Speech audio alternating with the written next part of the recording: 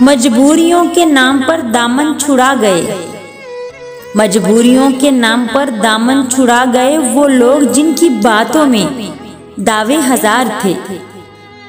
पुरानी मोहब्बत भी पुराने मुकदमे की तरह होती है, ना खत्म होती है, ना इंसान बाइज्जत बरी होता है।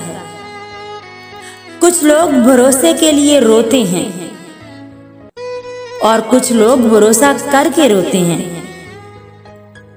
मतलब हो तो हर मोड़ पर मिल जाते हैं हमदर्द, मुश्किल में कभी यार प्यारे नहीं मिलते।